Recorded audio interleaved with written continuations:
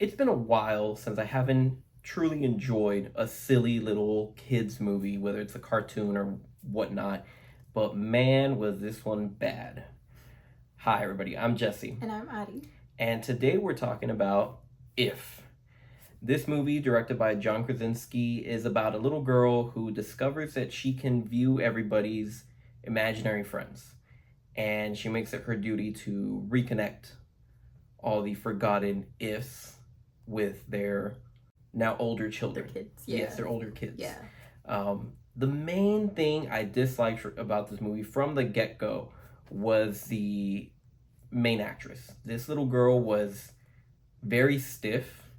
It made me wonder throughout the entire film kind of how she even got cast. She was almost expressionless. The entire movie I was thinking about this girl. I don't know if you've seen the movie The Case 39. Yeah. Okay. She reminded me of that girl because I'm just like, she has a great face for horror, maybe. Mm-hmm. But this is probably not her best role. She kind of sucked the joy out of every line that she said. The kid. I'm not trying to roast her. Just she was very expressionless. She was not doing it for me. I think that's kind of what they wanted the character to be like. They don't super explain it very well. You kind of have to like piece together all the clues, and to not spoil it, there's a reason this little girl is sad, unhappy, depressed. So at the beginning it kind of makes sense that why she is the way she is, but I think she's that way the entire movie, and at least the end, or the past the halfway mark, she should have been a little bit more happy, a little bit more joyous, and like she wasn't like super stiff at the end. She like does smile and like giggle, and like I think she's even dancing at some point. But it didn't feel genuine. Yeah, it didn't feel genuine. But also, I mean, she's like a kid. They're not like professional actors. Well, still, but there's I've seen so many kids movies where there's kids that there's just joy spewing out of them, and I like bet you had joy spewing out of yourself. Well, no, I mean I'm not one to be that kind of person, but I notice it in someone else, and so like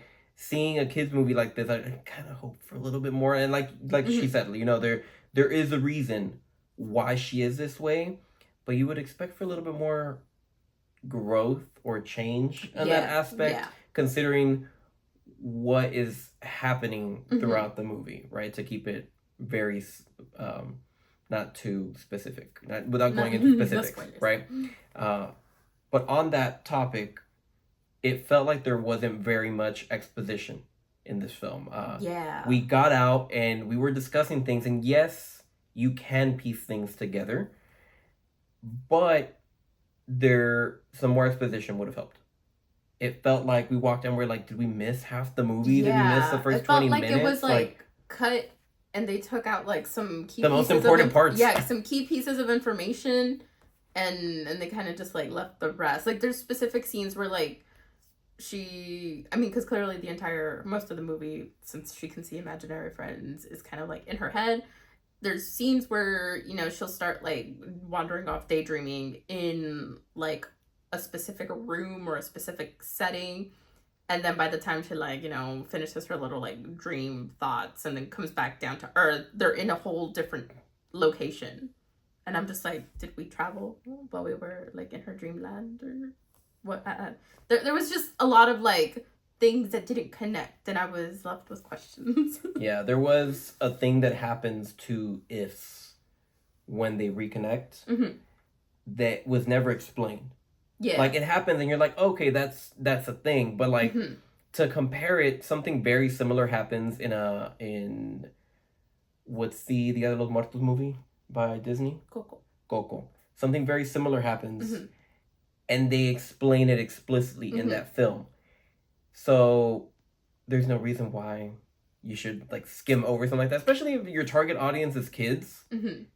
Like, it makes sense, but it's like I don't like the idea of having to like explain, like if I had a kid, like, well, why did this happen? Where did that happen? Like, well, because it makes sense to you. Kids would have that many questions. They'd just be like, cool, purple guy on the screen. But also, mind you, there was a lot of kids in our theater, and it didn't seem like they were very entertained. Like I would have expected to hear more like laughter, giggling, or anything. And I it mean, was, I don't think we were laughing or giggling. There wasn't that I many don't know, funny being things. well.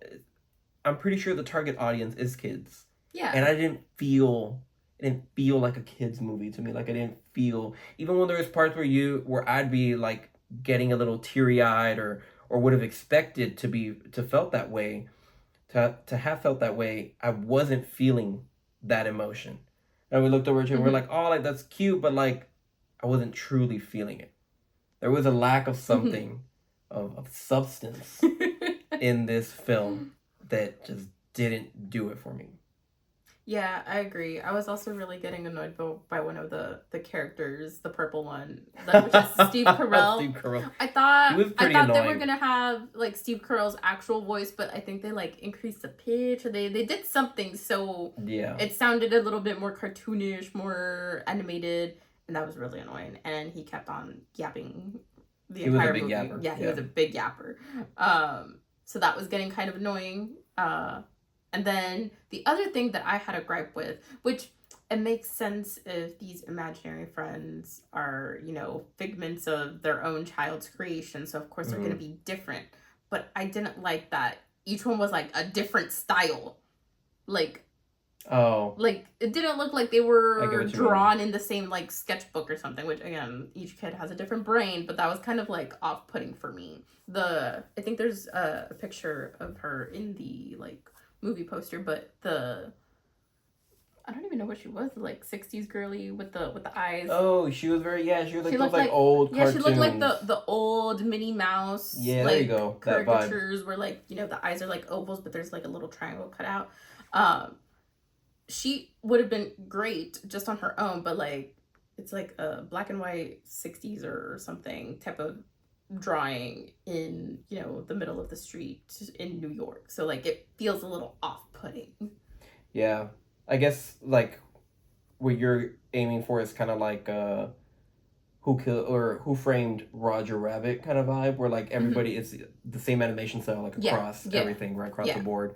Yeah, I totally get that, but it's like I'm pretty sure they were shooting for something like the World of Gumball, where like everyone's a little bit different, but you know, like it has a purpose because each kid came up with these characters. But yeah, all that brought together just makes me think about how John made an incredibly successful transition from comedy, being The Office, into horror with A Quiet Place. And then I don't know what made him want to dabble in comedy again, and he just absolutely made a train wreck of a movie. So maybe he should just stick to horror. It was a fun experiment, but I don't know if it had the desired trailers effect. Really had me. I was highly anticipating this film. The trailers looked genuinely cute and funny, but the movie as a whole was just not it. Another thing that I think John could work on, maybe not John, but somebody else. The writers. The in writers. General. The entire movie, I think, from what the trailers give off, is that they're connecting the imaginary friends back to their children or adult children now. But we don't see a lot of that. It's kind of like very rushed in the third act, or like the end of the third act. And most of the movie is the little girl kind of going through, you know, figuring out that she can see the ifs, and then trying to figure out how to portray the ifs to other people. Because since she's the only one that can see them, she either has to like draw them or like describe them or something to get the people to jog their memory back. So I would have liked to have seen more ifs being reunited with their kids instead of just getting to the point of where they can be reunited. Yeah, I mean, we've seen this kind of formula before in other movies where, you know, you spend the majority of the movie trying to find that secret sauce to like make A, B, and C work, whatever it may be. And it's a journey, right? But this just didn't feel like a journey enough to warrant having the third act focus on solely the connections and make it like 20-30 minutes at best. When instead we could have just had the whole movie be having those connections, and maybe we could have felt a little bit more emotionally attached. Yeah. And feel you know, what these connections are actually like. And we don't get to see them afterwards. We get to see maybe just like a little gasp, like, oh my gosh, I can see you again. And then that's it. Yeah. We don't get to see anymore. So it's like we don't feel an emotional connection with these characters and wanting them to succeed.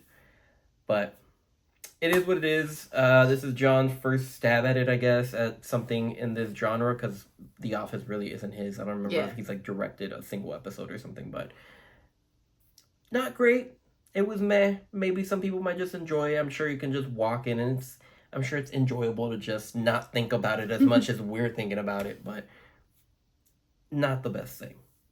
So, overall, I'd give this a solid maybe 3 out of 10. I didn't really enjoy it. I wouldn't recommend anybody to go watch it. If there's something else better in theaters, check that out instead of If. Dang.